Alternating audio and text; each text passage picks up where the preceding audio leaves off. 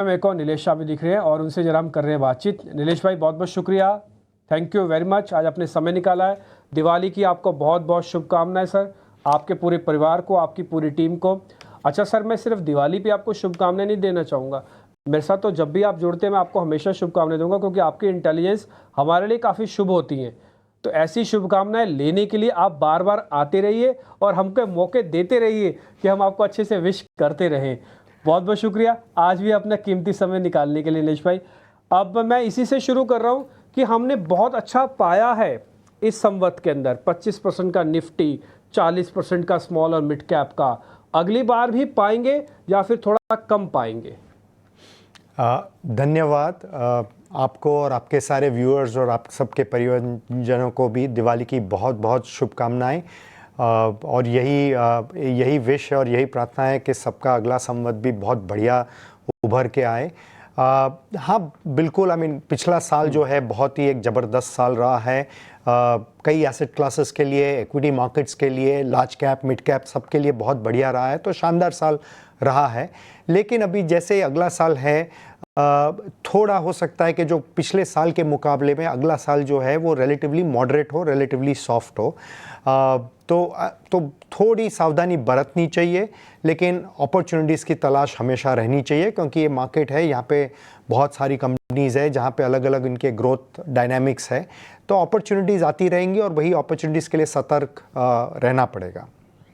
नीलेश जी, स्वागत है आपका मानसी दिस साइड। सबसे पहले तो शुभ दीपावली आपको, आपके परिवार को और एनविजन कैपिटल की पूरी टीम को।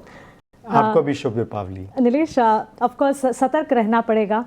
I hear you when you say that, because valuations हैं, जियोपॉलिटिकल रिस्क्स हैं और साथ ही भारतीय बाजार की भी अपनी चीज़ें हैं जिस पर ध्यान रखना चाहिए। लेकिन ये सतर्क रहना या सतर्कता बरतते बरतते नए संवत में नज़र कहाँ पर होनी चाहिए? कौन से सेक्टर्स हैं जो आउट परफॉर्म कर सकते हैं?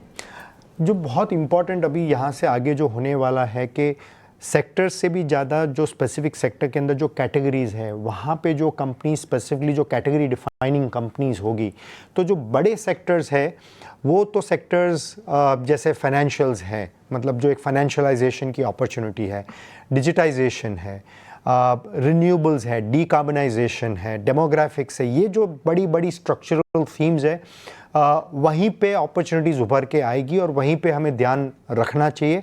और अगर डेमोग्राफिक्स की बात करें, अर्बनाइजेशन की बात करें, तो जो कंज्यूमर ओरिएंटेड बिजनेसेस हैं, जो ट्रेडिशनल ढंग से नहीं लेकिन जो नए दौर में नए तरीके से डिजिटाइजेशन को अपना के, टेक्नोलॉजी को अपना के, जो जेन जी है, जेन अल्फ़ा है, उनके लिए जो प्रोडक्ट्स और सर्विसेज ऑफ़र कर सके, उनमें हमें ज़्यादा लॉन्ग टर्म के लिए अपॉर्चुनिटीज़ दिखाई देती है। तो इस तरह से बड़े ट्रेंड्स वही यथावत रहती है, यही जो ट्रेंड्स है वही चलते रहेंगे कई बरसों तक। लेकिन उसमें जो बहुत बड़े सेक्टर्स है या जो बहुत कैटेगरी डिफाइनिंग अपॉर्चुनिटीज है, उसी में ध्यान केंद्रित करना चाहिए इन्वेस्टर्स को। बिल्कुल, तो बड़े थीम्स पर फोकस करना चाहिए। लेकिन नीलेश, मैं आपसे पूछना चाहूंगी कि अगर किसी को स्टॉक स्पेसिफिक इन्वेस्टमेंट नहीं करना और म्यूचुअल फंड के द्वारा इन्वेस्ट करना है, तो large cap, mid cap, small cap कहां पर इन्वेस्ट करने की आप सलाह देंगे वैल्यूएशन के पॉइंट ऑफ व्यू से? वो हर इंडिविजुअल इन्वेस्टर पे डिपेंड करेगा, क्योंकि उनका रिस्क रिवॉर्ड जो एक्सपेक्टेशंस है या उनका जो प्रोफाइल है उसके ऊपर बहुत कुछ डिपेंड करेगा। लेकिन मैं यही मानता हूं कि इंडिया एक ग्रोथ इकोनॉमी है, तो जो मिड साइज कंपनीज़ हैं या जो स्मॉल साइज कंपनीज़ हैं, उनके लिए ग्रोथ अपॉर्चुनिटीज़ बहुत ज़्यादा है।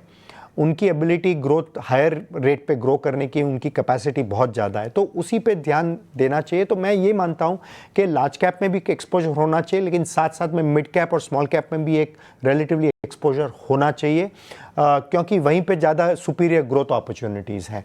तो मेरा ऐसा मानना है कि डिपेंडिंग इन्वेस्टर, लेकिन 50-60% लार्ज कैप, बाकी 30-40% मिड टू स्मॉल कैप में होना चाहिए।